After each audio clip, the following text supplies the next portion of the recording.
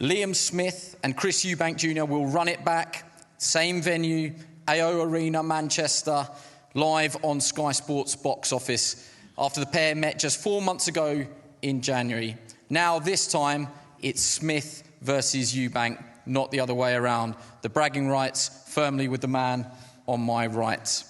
It was a fight that captivated the British public with a spiteful and controversial build-up. Both men believed and predicted that they would win inside the distance.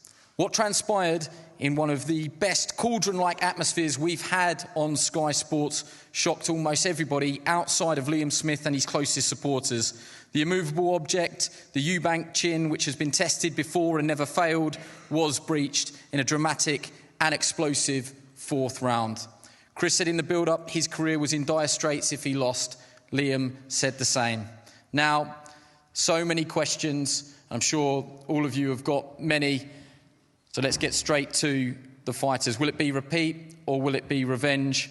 Liam Smith, you get the chance to go first this time, the A side, after winning in such dramatic fashion. Now, I wonder actually if all this talk of how dramatic it was, how surprising it was, if you feel a little bit disrespected that maybe nobody listened to you because you did say in the build-up exactly what would happen. Yeah, obviously, it was more of a lesson learned for media people. Being told basically fight week, it was like you might as well not have threw a headshot at Chris because he's got a great chin. That's what it was made out. It was like it was pointless throwing at Chris's head because he can't be hurt. So it makes it more just show a lesson learned for the media. Never judge it like that. Chris has got a good chin. There's been better fighters with better chins than Chris EUBANK Jr. get knocked out, and obviously it happened to him. It all happened to him on one night. Everything he thought he couldn't happen to him. Everything Chris prides himself on happened to him on one night. He got buzzed. We sat at the gloves are off. He said he's never so much as been buzzed, never been dropped, never touched down. All them things happened to him on one night, and I done it to him. So, yeah, it was a good night for me. As you stood under those bright lights in January, though, at the end of the fight, did you believe that we'd be back here, that we'd be doing the rematch, that Chris would take it? I know he tried everything to make the Conor Ben fight, but to save face, he had to take this rematch. If he wants to go any further in his career, he has to take this rematch, and he's got a big thing. He's got a big thing to deal with in front of him now because he's got a lot of demons to come over. I mean, that was my next question. Do you believe that he can or is capable of making necessary adjustments, and do you have to do anything different? No, I don't believe he does. I believe it's the same outcome. I believe it's a Liam Smith win. And again, I know I can hurt him both ways now, so I believe it's the same outcome. You believe you win it inside the distance? Yes, I do. Just incidentally, how did it rank? I mean, you've been there, seen there, done it, got the T-shirt, boxed all around the world, won everything, including a world championship. But to do it in an atmosphere like that, with the pressure that was on you, even if you say, there was no pressure on me, but to do it in that sort of atmosphere, I wonder where that ranks. Yeah, like I said after it, look, I'm not gonna kid you, it ranked right up there. Just everything into consideration. The night itself was, you were there yourself, it was a special atmosphere for myself. To beat Chris the way I beat him, to do what I was told I couldn't do, and to just justify everything I said in the build-up was a special night, and it ranks right up there. What are your feelings towards Chris now? The same as it was before the fight last time. He's an opponent now, and I'm 100% confident I'll beat him again. Chris, welcome. A fairly straightforward question. How do you process defeat? How do I process defeat? I'm a good sport. I've lost before, and it's part of the game. Unless you're Floyd Mayweather, everybody has to go through it. I told Ryan Garcia after his fight a few days ago, it's not about how great you look when you're winning. It's about how you hold yourself when you lose. And it's about how strong you can come back. A lot of guys can't come back after a loss, after a big loss, It breaks them, it breaks their spirit, it breaks their confidence, it breaks their rhythm. For me, it just makes me more determined to improve, to figure out why things went wrong and to fix those mistakes. And that's exactly what's going to happen in the rematch. Forgive me for dwelling on it though, but you are coming back from something that's never happened to you before. There's nothing to compare it to. To my knowledge, I think you've never been dropped. I think you said never even inspiring. Have you been hurt to that extent? Oh, I've been hurt. Of course I've been hurt. I've been hurt. I've been buzzed. I've never been dropped, never been on the canvas. So yeah, it was a new experience. I enjoyed it. It was something new.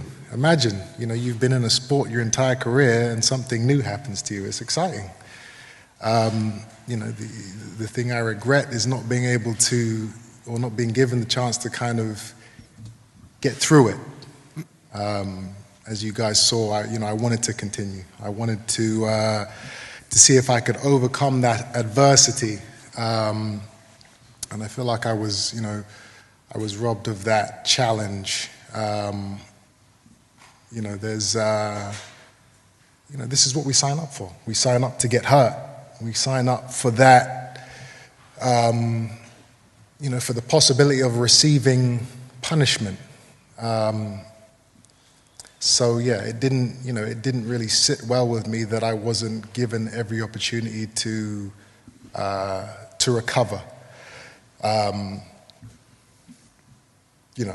If a beating was what I was going to take, if the fight had been let to go longer, then great. That's what I deserved.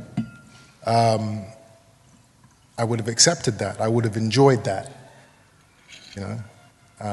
But I think every fighter, especially if they're demanding to continue, should be given the opportunity. I'm a grizzled veteran in the sport. I know how much I can take. I know when, I can't go on. I was buzzed, but I knew what was going on. Obviously when the referee stopped the fight, I knew the decision had been made. I knew I wasn't going to be able to overturn it.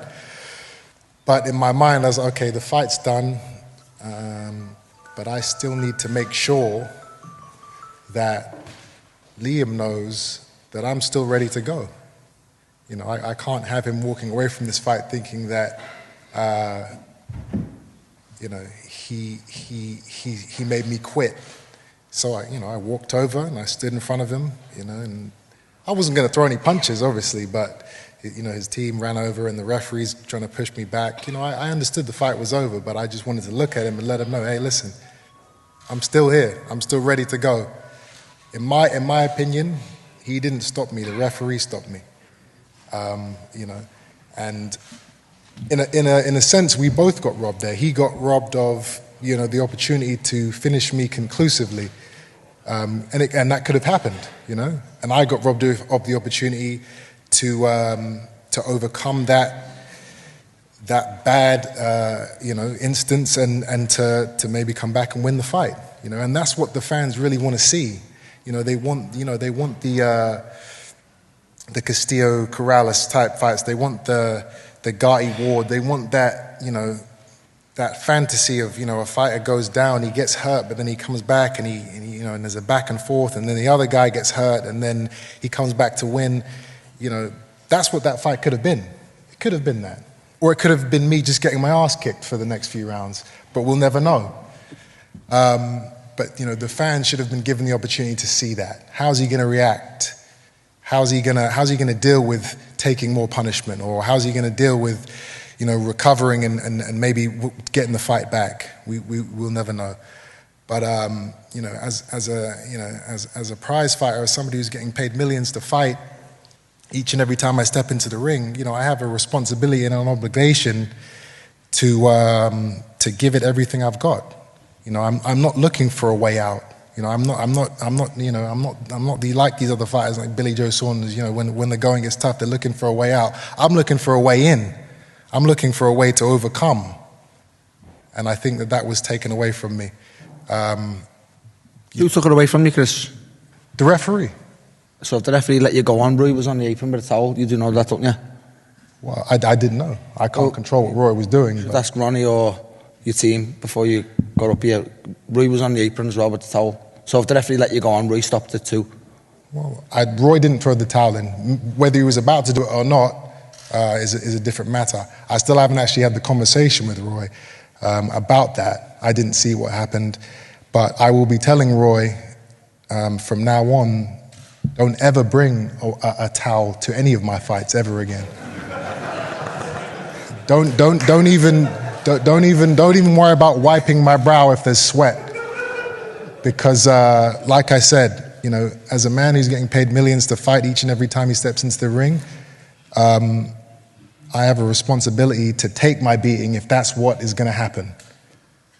You know, this referee, he actually refereed the same fight where I fought Nick Blackwell. And he let Nick take, a hellacious beating over 10 or 11 rounds to where he ended up in a coma. And, you know... Maybe he learned his lesson, Chris, because you was about to do the same. You couldn't... Well, maybe I was. Maybe I was, and maybe I wasn't. Maybe he learned his lesson. Maybe he saved you from that. But the fact that, you know, a referee can let a man take the amount of punishment that Nick Blackwell took, and then on the flip side, you know, wave the fight off after a flash knockdown, it doesn't make sense to me. It's not fair, in my opinion. You know, and it wasn't just me that was robbed, it was the fans too.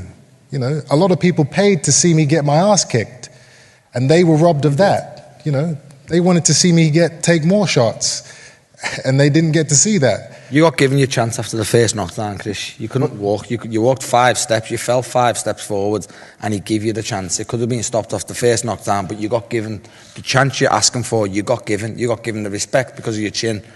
Anybody else who stumbles 5 steps after being knocked down gets stopped on the spot. You ask anybody in this room, anybody else gets stopped on the spot. You got given the respect because you're a tough man previously and you've got a good chin. You got given that respect, which is why the fight went on after the first knockdown. Okay. You know yourself, anybody else who does that dance you done gets stopped on that spot. Well, it wasn't a dance. I got up too quick because something like that's never happened to me before. And obviously it takes time for your body to resync. I was resyncing. You know, then you threw a few more shots, glancing blows. We both fell over. I get back up immediately, and I'm pushing forward, and the fight is stopped. You know, when a fighter is really hurt and can't continue, he doesn't pop back up and demand that the fight continues. Like I said, I'm a grizzled veteran. I know what I can take and what I can't take, and I could have taken more punishment if that's what was going to happen, and I could have taken, all I needed was a few more stanzas to get my rhythm back, and I think I would have been back in the fight. Again, we'll never know. But the exciting thing now is that we get a chance to run it back and to see if it wasn't just a lucky shot, a lucky combination, a lucky elbow, whatever you want to call it. If you do it again, then my hat comes off to you.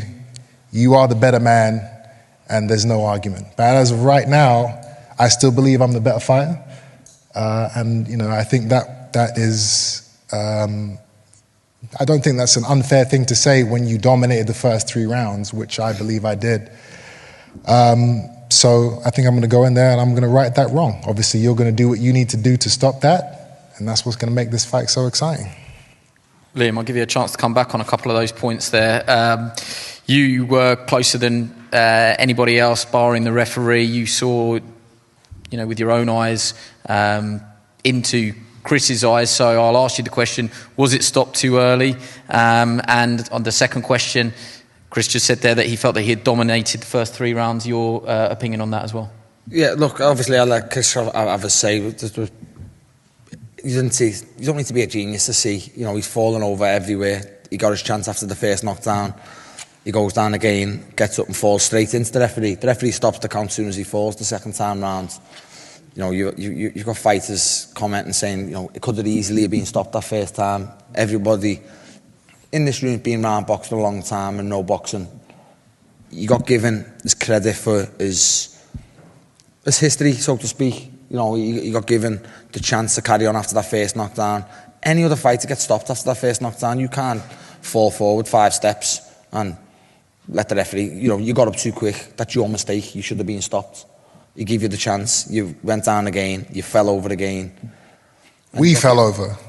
I fell over. I didn't. My bottom didn't touch no floor. No, I'm saying the second time we both fell over. That's what. We didn't. You fell. I didn't fall. I didn't hit the floor. I didn't fall. Oh well, maybe I watched. You were falling. You tried to bring me with you, but the ropes caught me. You fell and then got up and then fell into Victor Loughlin, and he got stopped. Now, I understand you've got to come with some sort of roundabout way to make excuses because the fight's back on. It's not an excuse. It's what happened. I got up and I wanted to keep going, and he denied me that. You're going to want to keep going because you're a fighter, but you couldn't keep going, and everyone in this room will tell you couldn't keep going. I mean, everyone in this room doesn't know what I go through on a daily basis for the last. You said before the last fight you've never been buzzed. You've just admitted you've been buzzed there, Chris. Of course I've been buzzed. You can't swim in the sea. The gloves are off and said you've never so much as been buzzed. You can't swim in the sea and not get wet. For me to say I've never been buzzed in my boxing career in you said it, or in the ring gloves are off. It's all on camera, Chris. You said this, so I've never been down. I've never been touched the canvas. You have now, and I done it to you. You have now, and I done it to you. And I give you that. I give you that. But to say that I wasn't able to continue after jumping back up and wanting to and telling the referee to let me keep going, I mean, it's not an excuse. Listen, you won the fight. Now it's up to me to prove what I'm saying is correct. That I am the better fighter, and that it was a once in a lifetime thing, which it was, because that's never happened in my lifetime. I've never touched the canvas before. You did it. I give you the credit for that. And Chris, what part of that fight did you dominate besides 30 seconds in the third round? Well, I jabbed your head off for 2 rounds, and then I hit you with about 6 or 7 uppercuts in the third round. I was warming up, and then what did I do, Chris? Huh? And then what did I do? And then you want me to say it, don't you? You know what you did. And what did I do? You know exactly what you did. You know exactly what you did. And listen, I'm not mad at it. It's a fight. It was my fault. I should have, protect yourselves at all times. I didn't do that. I let you get in and do what you did. And fair play to you. I can't knock you for that. It's a fight, Our health is on the line. We're trying to feed our families here. Now you get another huge payday. You wouldn't have got that if I just gone there and blown you out. So absolutely, I get it. I get it. It's I'm happy for you, but make no mistake, this next fight here, it's I'm going to be a different animal. We're not giving you any chances this time. What can you do different, Chris? What's that? What can you do different? Well, you guys are going to find out. I'm not going to give away my game plan. I got to keep you guys. Got your game plan wrong last time, bro. You said. Listen, my game plan was going swimmingly. You didn't land a shot. You had Matthew Macklin on the commentary box talking about, oh, what a great overhand right.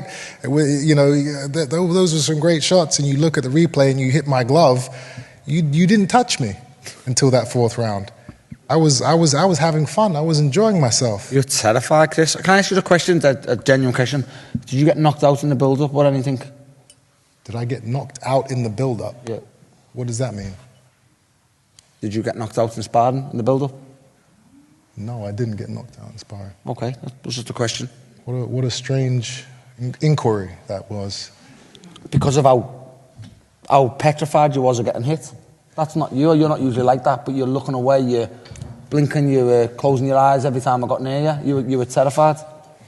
I mean, that's an absurd overstatement to say that I was petrified. Not really, because the first shot that wobbled you were looking at the floor. So, I think. I mean, did I not want to get hit? Absolutely. I'm a good-looking fellow. I want to keep these looks. So, I was trying to avoid your punches as much as I could. Getting a few laughs today. He's brought a few cheerleaders with him today. And the issue with you is, I know, when push comes to shove, and I said it before, you like to play dirty. And I knew that coming into the fight, so I thought, you know what, let me try and stay away from the possibility of possibly getting cut or some stupid injury happening, because I want to be active. I want to fight again in 3 or 4 months. I didn't even need to be dirty with you, Chris. You were fucking easy. I didn't even need to be dirty with you. It was easy, huh? Yeah, 4 rounds was easy. I mean, listen, when you get hit with 6 or 7 uppercuts in a row, that doesn't look too easy to me, but hey. It's easy for me. I never had a mark on me. I usually get cut, and it was easy. I had a mark. I was at football the next day. I had a big welt on my eye there. What shot was that? What shot was it? You tell me. What shot was I mean, I've never had a welt like that on my eye before. I don't know if it was a shot. It was something. It was something. I don't know what it was. But let me tell you. How much are you paying him? How much is he getting paid, this fella here? One thing I will say is that any big punch I've ever received, any big punch I've ever received in a fight or in sparring that lands clean, you know, I get this flash of white, and then I'm right back. You know, I have that ability. Some guys, they take those shots and, you know, they're down, or they wobble or whatever. I usually have that one flash and then I'm back. With what you did, it went dark for a split second. I've never had that before. It wasn't a white flash. It was a dark flash. So better get used to it, mate, because it's going to happen again to you. Well, you're saying it without saying. If you don't mind me interjecting, you're saying it without saying it. Are you alleging that Liam did? There's plenty of talk about it online. Do you feel that he did land an elbow? Is that what you're saying? There's no alleging. All you have to do is watch the replay. You know, it was a beautiful shot. I got to give it to him. It was great. The way he just, you know, snuck it in the middle of his combination. It was fucking beautiful. And it's my fault. It's not he shouldn't have done it, but it's my fault. Protect yourselves at all times, and I didn't do that, and I paid the price. But it's okay. I'm not going to pay it again.